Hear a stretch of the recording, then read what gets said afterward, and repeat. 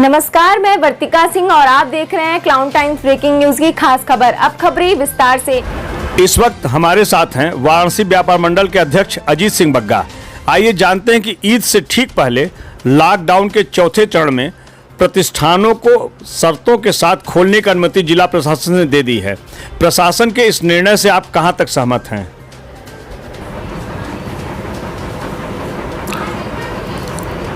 जो पूरी दुनिया में जिस तरह से महामारी फैली हुई है, लगातार आज 1.5-2 महीने से मार्केट बंद थी। व्यापारी पूरी तरह से परेशान थे।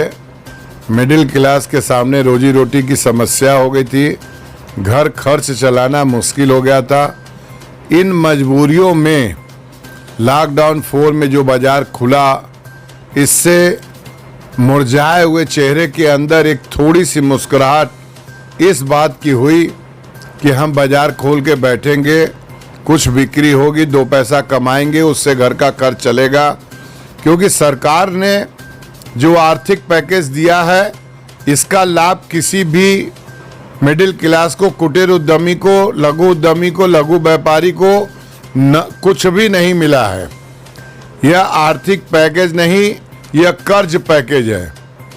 सरकार को नियमतः व्यापारियों को, कुटीर उद्यमियों को एक डायरेक्ट उनके खाते में पैसा डालना चाहिए था, जो बिना ब्याज का होता, जिससे व्यापारी काम करते और कमा के उस पैसे को वापस करते और अपने आप को खड़ा करते, आर्थिक स्थिति अपनी मजबूत करते। आज अगर कुटीर उद्यमी, कुटीर व्यापारी की आर्थिक स्थिति अच्छी होगी तो सरकार की भी आर्थिक स्थिति अच्छी होगी। सरकार के ऊपर व्यापारियों को बहुत उम्मीदें थी, जो पानी फिर गया। तो हम लोग सरकार से यही मांग कर रहे हैं कि आर्थिक पैकेज दे, व्यापारियों को उबारे। जिस तरह से सरकार ये चाहती है, माननीय प्रधानमंत्री जी चाहते हैं कि लोकल को वोकल और वोकल से ग्लोबल बनाने की बात, तो उसके लिए इनको, जैसे इन्होंने पूरे देश में विकास की गंगा बहाई थी, उसी तरह इनको इसके लिए भी कुटीर उद्यमियों को, कुटीर व्यापारियों को तहे दिल से, खुले दिल से पैसा बांटना होगा। कुटीर औद्योगिक नगर बसाना होगा, वहाँ व्यापारियों को प्रशिक्षण करना होगा, उनके अच्छे माल बने उसकी गुणवत्ता का ध्यान देना होगा, उनके बनाए हुए प्रोडक्टों को एडवर्टाइजमेंट हो, उसका बाजार मिले, ताकि लोकल से वोकल और वोकल से ग्लोबल बन सके। और जिस तरह की परिस्थितियां चल रही हैं, पूरे देश से जो मजदूर वापस अपने घरों को जा रहे हैं, यह नितांत दुखद बात है। हर प्रदेश के, हर देश के, हर शहर के विधायक एमपी को मजदूरों को उसी शहर में रोककर लॉनों में, होटलों में, स्कूलों में, सरकारी स्कूलों में उनको रखकर उनका खर्चा, खाना पीना देना चाहिए था, ताकि वो मजदूर दोबारा वहाँ काम कर सके और उनका विश्वास बन सके। पर ऐसा नहीं हुआ। अब ये मजदूर हमको नहीं लगता कि बहुत जल्दी वापस अपने कामों पे जाएंगे। अगर ये काम पे नहीं जाएंगे तो उस शहर का प्रोडक्शन ख़त्म हो जाएगा, माल की शॉर्टेज होगी, रेट बढ़ेंगे। तो उस समय ये लोकल माल ही आपके देश को, आपको संभालेगा। तो अभी भी वक्त है कुटीर उद्यमियों, कुटीर व्यापारियों और मिडिल क्लास को एक आर्थिक पैकेज अलग से देके इनको उबारे, ताकि उनकी और आपके देश की दोनों की व्यवस्था अच्छी हो सके। इस वक्त हमारे साथ हैं महानगर उद्योग व्यापार समिति के अध्यक्ष प्रेम मिश्रा। आइए जानते हैं कि ईद से ठीक पहले लॉकडाउन के चौथे चरण में प्रतिष्ठानों को शर्तों के साथ खोलने की अनुमति जिला प्रशासन ने दी है। प्रशासन के इस निर्णय से आप कहां तक सहमत हैं? धन्यवाद अशोक जी। आज का जो आपका ये प्रश्न है कि प्रशासन ने जो चौथे चरण के लॉकडाउन में जो व्यापारिक प्रतिष्ठानों को खोलने की अनुमति प्रदान की है, इससे मैं इसलिए सहमत हूँ कि वाराणसी के अंदर रोज़ संक्रमण की संख्या बढ़ रही है। संक्रमण की संख्या को देखते हुए अगर जिला प्रशासन ने इतना बड़ा कदम उठाया है कि पूरे वाराणसी के अंदर सभी प्रकार की दुकानों को एक साइड में एक दिन एक साइड में दूसरे दिन खोलने की अनुमति जो दी है, उससे कुछ न कुछ लोगों की रोजी रोटी चलेगी और व्यापार जब धीरे धीरे खुलेगा तो उसके मुताबिक लोगों के अंदर जो घरों के अंदर बंद रहने की जो प्रवृत्ति हो गई थी, उस प्रवृत्ति में लोगों के अंदर थोड़ा उत्साह जागेगा। इसीलिए मैं प्रशासन के इस कदम से बहुत ही संतुष्ट हूँ कि कम से कम प्रशासन ने पूरे वाराणसी जनपद को एक साथ सभी वाहनों को खोलने की अनुमति दी है। अगर एक साथ पूरे जनपद के लोगों को खोलने की अनुमति नहीं देता तो हो सकता था हम लोग इसका विरोध करते, लेकिन प्रशासन के इस कदम का मैं सही ढंग से पूछिए तो प्रशासन ने बहुत ही अच्छा कदम उठाया है। मिश्रा जी के साथ महामंत्री अशोक जायसवाल भी यहाँ उपस्थित हैं। अशोक जी, जिला प्रशासन ने जब से व्यावसायिक प्रतिष्ठानों को खोलने की छूट दी है, कोरोना पॉजिटिव मरीजों की संख्या में लगातार इजाफा हो रहा है। इस बारे में आप क्या कहना चाहेंगे? इस प्रश्न के जवाब में मैं क्लाउन टाइम्स को धन्यवाद देता हूं। आपने जो कोरोना पॉजिटिव मरीजों के बढ़ने की संख्या के बारे में प्रश्न किया, देखिए पूरा विश्व कोरोना महामारी से पीड़ित है। सारे विश्व की अर्थव्यवस्था गड़बड़ हो रही है, अपने देश की भी अर्थव्यवस्था गड़बड़ हो रही है।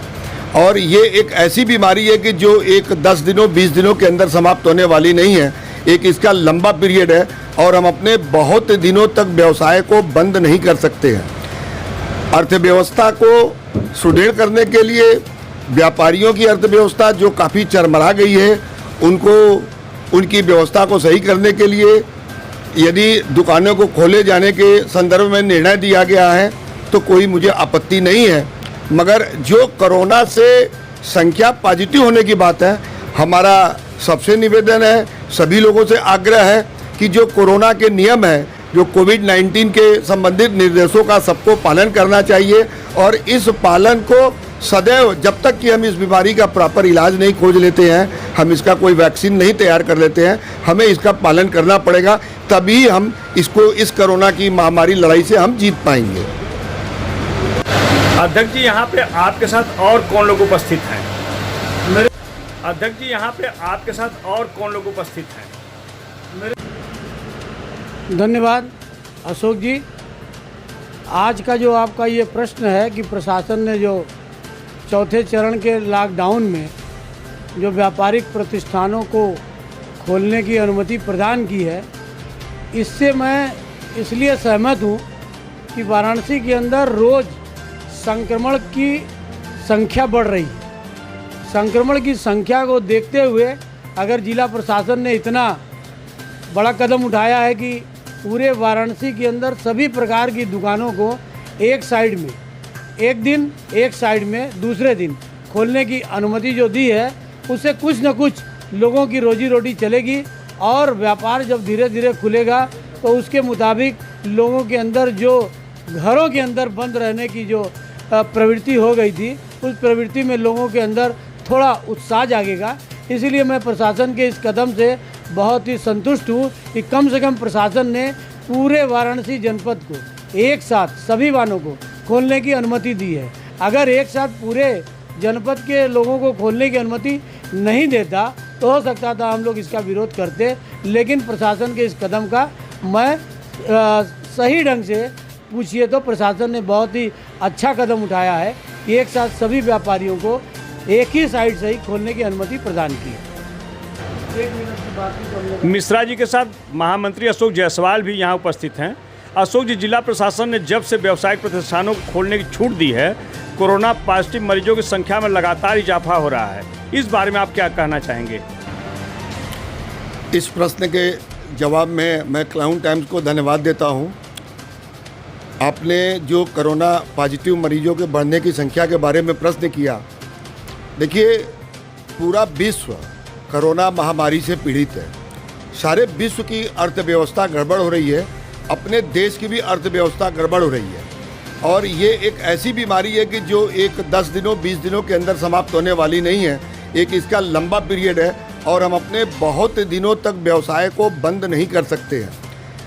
अर्थव्यवस्था को सुदृढ़ करने के लिए व्यापारियों की अर्थव्यवस्था जो काफ़ी चरमरा गई है, उनकी व्यवस्था को सही करने के लिए यदि दुकानों को खोले जाने के संदर्भ में निर्णय दिया गया है तो कोई मुझे आपत्ति नहीं है।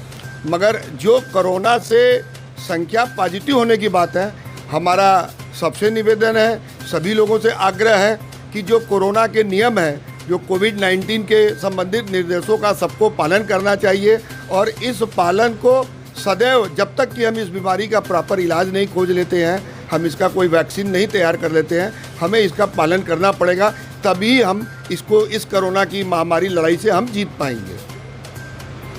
आज मेरे साथ महानगर के महामंत्री अशोक जी जायसवाल और युवा के कार्यकारी अध्यक्ष मनीष चौबे और उपाध्यक्ष हमारे सोमनाथ विश्वकर्मा जी हमारे साथ आज यहाँ मौजूद हैं।